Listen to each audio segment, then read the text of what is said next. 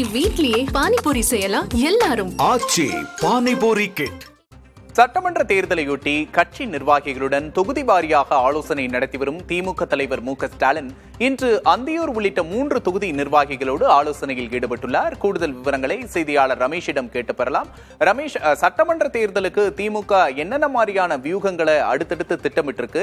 இந்த தொகுதி வாரியாக நிர்வாகிகளுக்கு என்னென்ன மாதிரியான ஆலோசனைகள் வழங்கப்படுது? கூடுதல் விவரங்கள்.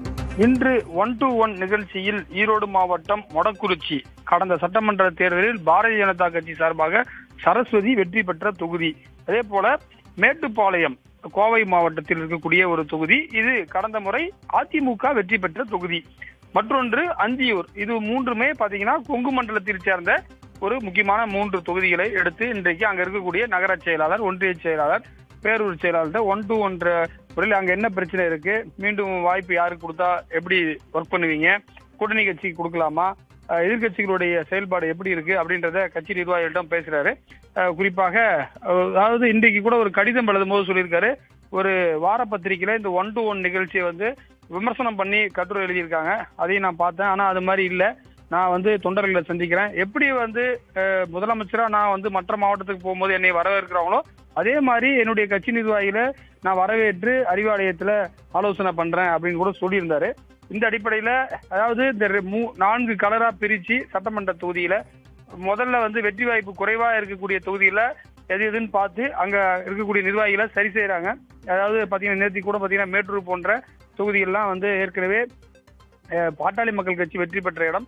அது போன்ற அதாவது எதிர்கட்சிகள் ஸ்ட்ராங்கா இருக்கக்கூடிய பகுதியெல்லாம் எப்படி சரி செய்யலாம், உள்ள கட்சிக்குள்ள கோசி பூசல் இல்லாம இருக்கிறதுக்கான விஷயங்கள், மண்டல பொறுப்பாளர்லாம் சரியா செயல்படுறாரா, மாவட்ட செயலாளர்லாம் சரியா செயல்படுறாரா அப்படின்றத கேட்கிறாரு.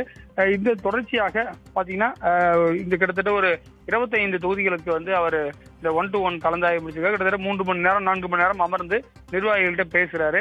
அதாவது எதிர்கட்சியா இருக்கும்போது தான் கட்சி நிர்வாகிகளிடம் இணக்கமாக இருக்கிறார்கள், ஆளுங்கட்சியாக வந்தா தலைமை நெருக்கமாக இல்லை என்ற ஒரு விமர்சனத்துக்கு முற்றுப்புள்ளி வைக்கக்கூடிய வகையில இந்த மாதிரியான ஒரு 1-to-1 உடன்பிறப்பே வா அப்படின்னு சொல்லிட்டு போர்டு எல்லாம் வச்சு வரவேற்று பேசிட்டு இருக்காங்க.